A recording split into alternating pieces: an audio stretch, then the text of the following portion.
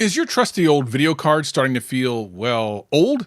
Yeah, you're not alone. But get this, in 2025, the price tag for budget PC gaming has apparently decided to shoot for the moon. And we're looking at a 100% price jump for the cheapest GPUs compared to just a few years back. Your wallet isn't just gonna hate this, it might just pack up and leave. All right, fellow gamers, welcome to the, let's just call it, interesting world of budget PC gaming in 2025. If you were hoping this was going to be the year you'd finally be able to snag a cheap next-gen graphics card to juice up your rig, well, I've got some not so great news. It's kind of a mess out there. The whole meaning of budget seems to have been rewritten by GPU makers, and spoiler alert, it's not to help us out. We're seeing these new entry-level cards like the NVIDIA GeForce RTX 5060 and AMD's Radeon RX9070 series pop up and stubbornly hang around, or usually above, the $300 mark. $300. For a lot of us, especially those still running legendary cards like the good old GTX 1650, the question isn't just what to upgrade to, but if upgrading even makes sense for our bank accounts anymore. Are we actually getting priced out of PC gaming? That's what we're diving into today. Let's get it. It's super frustrating, right? You work hard, you stash some cash, and you just want to play the latest games without auctioning off a vital organ. But the goalposts for a budget graphics card, they feel like they're on a rocket-powered scooter zooming away from us. Think back to 2019, the NVIDIA GTX 1650, an absolute legend, a true budget king, launched at $150. And its beefier cousin, the GTX 1660, was about $219. Those were prices that made sense for 1080p gaming and for building a rig that you wouldn't break the bank and still could give you some awesome experiences. Those were the days. Flash forward to 2025, that $149 starting point, that's like a fairy tale now. The RTX 5060, NVIDIA's current mainstream card, kicks off at $300 if you can even find it for that. And AMD's answer, the RX9070 XT, has an 8GB version around $300 and a 16GB that can hit around $350, again, if you can find it for that. We're basically seeing mid-range prices slapped onto cards now aimed at us budget folks. The actual cost to get into entry-level gaming has doubled. And this isn't some tiny issue. If you look at the latest Steam hardware survey, a big chunk of PC gamers, like 16% of them, are still using GPUs from the GTX 1660 series or older. You'll also notice if you check Steam's top video card rankings that many of those older models are still heavily represented. That's millions of players. A significant audience that's theoretically ripe for an upgrade, who are probably feeling the heat, especially with new games getting more demanding. But when the cheapest options new costs as much as a whole console, or what a decent mid-range card cost just a couple of years ago, it feels less like an upgrade path and more like an expensive toll road. We're stuck in this loop where budget just means paying more for, well, I mean, we'll get into what you actually get for that cash, but that first price look is enough to make anyone wonder if PC gaming is still for them. This isn't just about normal price creep. This is a massive change in how the budget end of the market is being handled. And honestly, it sucks. Now, some of you might be thinking, okay, prices are up, but do I really need that RTX 5060 or the RX 9060 XT to have fun with PC games? And that's a totally fair question. The truth about game demands in 2025, well, it's complicated. On one side, if you look at Steam's most played games, stuff like Counter-Strike 2, Dota 2, Apex Legends, and even the never-aging GTA 5, these games are awesome and super popular, but they aren't exactly pushing the graphical limits to the absolute limit. Take a look at Steam's current top 15 games, for example, and you'll see a lot of familiar faces, titles that run great on older hardware. Maybe only one of those, something brand new and graphically intensive like the latest Elden Ring content, will really make your older card sweat. An older card, like our old friend the GTX 1650 or 1660, can still run these popular titles at 1080p with pretty decent frame rates. So if that's mostly what you play, you might not need to feel a huge rush to upgrade. You're still in the game, literally. But, and this is a big graphically chunky but, the second you start looking at those shiny new AAA releases, things get real different, real fast. Games that dropped in late 2024 and into 2025 like Elden Ring, the Elden Ring expansions, or the big ones like Monster Hunter Wilds or the new Indiana Jones game, are now often calling for cards in the RTX 3060 tier or its equivalent, just for a solid 1080p experience. This is where that 16% of gamers we talked about earlier, the ones that are still on a GTX 1660 or older, are really starting to feel the squeeze. They're being pushed towards an upgrade, and if they want to enjoy these new demanding titles without a major compromise, then all of a sudden that trusty 1650 with its 4 gigs of VRAM, or even the 1660, is struggling. and sometimes not even hitting minimum, the bare minimum, to just run these games without looking like a PowerPoint presentation or forcing you to use super low settings. And no one wants to run potato. And this brings us to a real pain point, VRAM, Video Random Access Memory. That's the memory on your GPU that holds all the textures and frame buffers and other important stuff for making your games look good. Look, for ages, 8 gigabytes of VRAM was pretty good for 1080p and even sometimes 1440p. But in 2025, these new budget cards, like the RTX 5060 and the basic RX9070 XT, are shipping with 8 gigabytes of VRAM. I mean, it's been like 10 years they've been doing this. It just feels like a bad plan. Modern AAA games, especially the fancy high-res texture ray tracing, even if it's basic, and frame gen tech, are getting so VRAM hungry. Reviewers are already saying that 8 gigabytes just isn't cutting it for a smooth ride, and in some of the newest games, and definitely almost anything that's worth actually playing, it doesn't give you much hope for the future. You're shelling out more than $300 for a brand new card that already is struggling for games that are coming out right now. That means you're forced to lower texture quality, one of the main things you'd want to crank up with a new GPU. Like, what's going on here? It's a frustrating trade-off that makes these budget options feel, well, not quite right from the get-go. What are you actually paying for, and what are you getting? All right, let's pick apart these new budget bosses, the ones asking for a $300 cover charge to get into their 1080p party. By the way, I would never pay a cover charge. First up, the NVIDIA GeForce RTX 5060. This is the one that launched for about $300 MSRP, but you know, you never got it for that unless you got in very early, and it's meant to be the follow-up to the popular RTX 4060, and way back those much beloved 60 class cards. On paper, in a lot of benchmarks, it gives you solid 1080p performance. You'll usually see a nice generational bump in raw power compared to what came before. It also has features like DLSS4, including frame generation, which can definitely help boost your frame rates in games that support it. Sounds pretty good, right? But here's the issue we keep bumping into, that 8 gigabytes of VRAM. Now, GDDR7 is fast, no doubt, but 8 gigabytes is becoming a real problem. And as reviewers like Digital Foundry and others have pointed out, while the raw horsepower may be there, sometimes it's looking like a 3060 Ti or even a 4060 Ti without frame generation.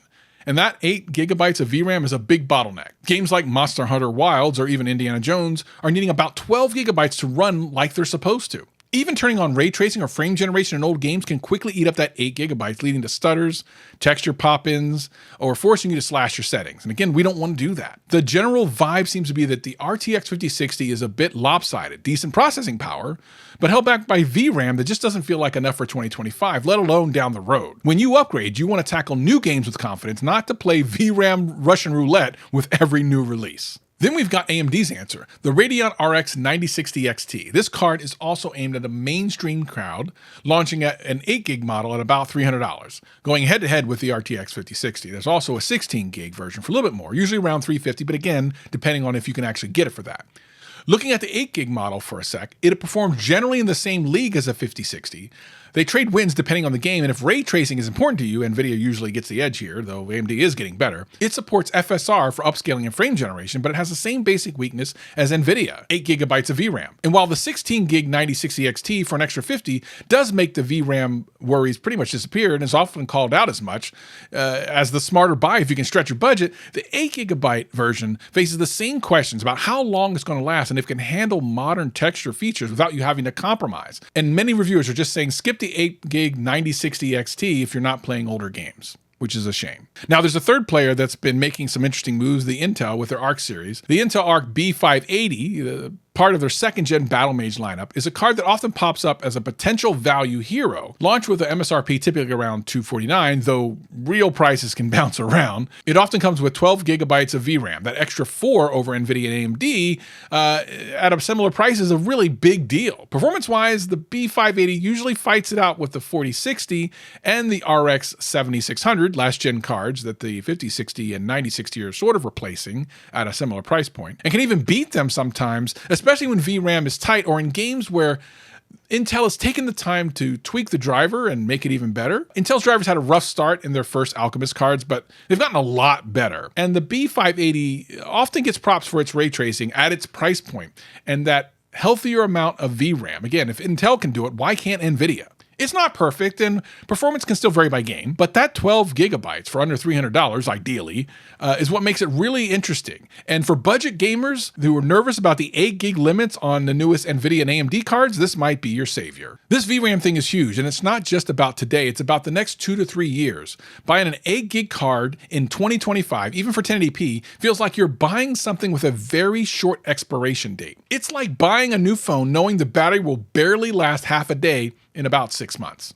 So this is the big one, right? The $300 plus question for many of you. If you're running a card like the GeForce GTX 1650, which remember launched for about $150, although it was often sold for closer to $300, it depends on where you got it. Is it actually worth shelling out more than double than that for the RTX 5060 or an RX9070 XT? This is what I'm going to try to answer for you. First, let's give the 1650 its props. Even in 2025, this little workhorse isn't totally dead. For esports titles like Valorant, League of Legends, CS2, and some even older AAA games, and a massive library of indie games, the GTX 1650 can still give you a playable 1080p experience, especially with the GDDR6 version. It's super power efficient, often doesn't need an extra power cable, making an easy drop-in for a lot of the pre-built PCs from back in the day. And if these are the games you mostly play, the need to upgrade isn't quite as urgent. Your current setup, while not a beast, still works. But the second you want to jump into those newer, graphically intense AAA games that we talked about earlier, the GTX 1650 hits a brick wall. Its 4 gigabytes of VRAM is a massive bottleneck, and its raw processing power just can't keep up with modern game engines. So yeah, upgrading to something like an RTX 5060 or 9060 absolutely will give you a huge performance boost. You're looking at possibly doubling or even tripling your frame rates in many modern games. Plus, you get access to features like ray tracing, even if it's limited by the 8 gigabytes of VRAM, and some AI upscaling like DLSS or FSR, which the GTX series doesn't have. For instance, the older 3060, which the 5060 replaces, was already 2 to 3 times faster than a 1650. The jump to a 5060 should at least be that big, if not more, thanks to the raw power and the new architecture. But huge performance boost comes with a huge price boost. You're paying more than double what your 1650 originally cost for these new entry-level cards. And this is where things get a bit fuzzy on value. Is that performance increase really worth over $300 when the new card itself has that big 8 gigabyte VRAM asterisk next to its name? I mean, you are escaping the 4 gigabyte VRAM prison of the GTX 1650 only to walk into an 8 gigabyte VRAM holding cell that might feel just as cramped in a year or two with a new game. That's a tough pill to swallow. Think about it. If your gaming life doesn't revolve around playing the absolute latest, most demanding AAA games on day one with high settings, does the upgrade really make sense right now? If you're happy playing tons of slightly older AAA titles that still look and play great, or the super popular, less demanding esports games, your GTX 1650 might still be doing a decent job for you. The math changes if you're feeling really held back, or if your favorite new release is totally unplayable, or if you're building a new PC from scratch and the 1650 just isn't a smart choice for a build in 2025. But for current 1650 owners, the is it worth it question is really clouded by that $300 price for what feels like a limited entry into a current gen gaming because of the VRAM. It's not a clear yes, and that's the core of the budget gamer's problem in 2025. Okay, so things are tough. New budget gaming PCs are pricey and often come with strings attached like not enough VRAM. So what are the actual practical choices for budget-minded PC gamers in 2025 who wants a good experience without selling a kidney? The good old just hold on strategy. If your current graphics card, whether it be a 1650, 1060, RX 580, or something similar, is still playing the games you like at a level you're okay with, then honestly, one of the best things you can do is just wait. GPU prices can be a bit of a roller coaster. We've seen that in the first couple of months of this year alone. The market can and will change. Maybe future budget cards will offer a better bang for your buck, or prices on current cards might drop as the newer, fancier models come out, and stores need to clear their stock. If you're not desperate, patience can be a real money saver and stop you from buying something that you'll regret when something better or cheaper shows up. Don't upgrade just because there's something new. Upgrade when your current setup isn't cutting it anymore. This is advice I should take. The used market safari. This is where smart shoppers can find some amazing deals, though you need to be careful and do a little bit of homework. Instead of dropping $300 to $350 on a new 8 gig card, which would be silly, you might find some last gen cards on the used market that offer way more VRAM and similar, if not better raw performance for the same price or sometimes even less. Cards like the 6700 XT or the 6750 XT with their 12 gigabytes of VRAM, or even a 6800 with 16 gigs can sometimes be found in that price range. And an older NVIDIA pick like a used RTX 3060 12 gig is a really solid choice. I saw a 3080 for about $400. If you can snag one of these at a really good price, you can get that crucial VRAM advantage over the 8 gig cards that are being sold today. You might miss out on the absolute latest tech features, but trading that for more VRAM and potentially better raw speed can totally be worth it for the long haul. Just be sure you're buying from sellers you know and trust, or you know the risks with buying used parts. The Intel Arc option. This is kind of risky, I'm not going to lie, but like we talked about, the Intel Arc B580, usually with 12 gigabytes of VRAM and aiming for an MSRP around $250, although store prices can be higher, sometimes a little over $300, is a pretty interesting alternative if you're buying new in that budget zone. It lets you dodge the 8 gigabyte headache and that NVIDIA and AMD want to put you in, but you might run into a few driver quirks here or there and slightly less consistent performance in some older games compared to the big guys. But Intel has been working hard on its drivers and have made a lot of improvements. For modern games, especially with good rebar support, the B580 gives strong 1080p performance and can even handle some 1440p. If your budget is firmly in $250 to $300 range for a new card, the B550 is definitely worth a serious look, even if it's just for the extra little VRAM. If you really have to buy new and your budget can go a bit past the $300 mark, the 16 gigabyte version of the 9060 XT at around $350, $380 starts to look like a much smarter long-term buy than its 8 gigabyte little brother or the 8 gigabyte 5060. That extra $50 for double the RAM is a big step up for future-proofing and handling modern texture-heavy games. And if you're lucky, you might even be able to find a 5060 Ti 16 gig around that same price. It's still a noticeable price jump from the old school budget launches, but in today's market, it offers a balanced setup for gamers wanting to keep their card for a few years. And again, the 5060 Ti, I found mine for $400, so maybe you can as well. The art of lowering expectations and settings. This might not be what anyone wants to hear, but it's just how it is sometimes. If a new GPU just isn't happening, or if you need to buy a new budget GPU and find it struggling, be ready to make compromises. This means playing at medium settings instead of high. It means being okay with 45 to 50 FPS instead of the perfect 60 in some of the toughest games. It also could mean focusing on that huge backlog of really awesome AAA games that are older, that your current hardware can run great, or checking out an amazing indie scene, which often cares more about art than style or raw graphics. PC gaming is flexible, use that flexibility. Basically, surviving this market means being a smart shopper. Don't just buy the newest, shiniest thing. Look at the benchmarks, read the reviews, especially the ones that talk about VRAM use, and really think about what you need and what your budget is. What can you live with? The market is a tough one. Everyone's situation is different. So what are your thoughts on the GPU prices in 2025? Are you thinking about getting the 5060 or the 9060, or you're holding on to your older card like it's gold? Maybe you found a new budget hero or a sweet used market deal that we didn't mention. We'd love to hear your experiences. Drop a comment below and let's chat about it. I would love to hear what kind of deals you're getting out there, because I ain't getting no deals around here.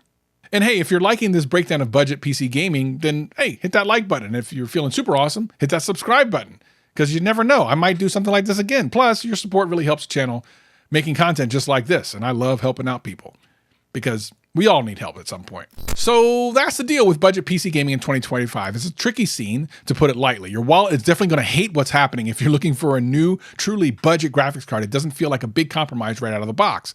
The prices for entry-level cards from NVIDIA and AMD, especially in the 8 gigabyte versions of the 5060 and the 9060, are sitting where solid mid-range experiences used to be. Now, that cash buys you 1080p gaming with a big question mark over how long it's going to last, thanks to that 8 gigabytes of VRAM in a world where games are getting greedier and greedier for memory. For those of you still using older cards like the GTX 1650, the decision to upgrade is more complicated than ever. Yes, the performance jump to a new $300 card will be big, but the value itself is iffy when that upgrade itself might be held back pretty soon. You're paying double what your card was originally for an experience that isn't totally compromise-free. The best way forward in this market isn't a simple answer for everyone. It really depends on what you need, the games you play, how much you're willing to tweak settings, and of course your budget.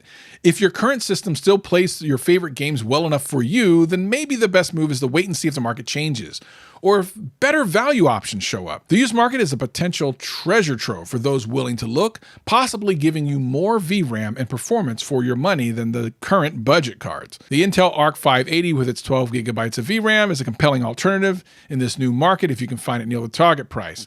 And if you can stretch your budget a little bit, the 16 gigabyte version of the 9060 seems like a sensible although pricier starting point than the 8GB rivals. And the 5060 Ti can be found for about that price right around now, $400 to $430. The main thing is to be a smart, informed shopper. Do your research, look past the marketing hype, and don't feel pushed to upgrade if your current setup is still doing the job for you. The dream of affordable, no-compromise 1080p gaming on new hardware feels further away in 2025 than it has in a long while. Maybe the real budget option right now is a mix of patience, careful shopping, and maybe, just maybe, not always needing the newest and shiniest pixels. The future of budget PC gaming really depends on whether manufacturers remember that budget shouldn't mean bad value. Until then, game wisely, and I'll see you in the next one.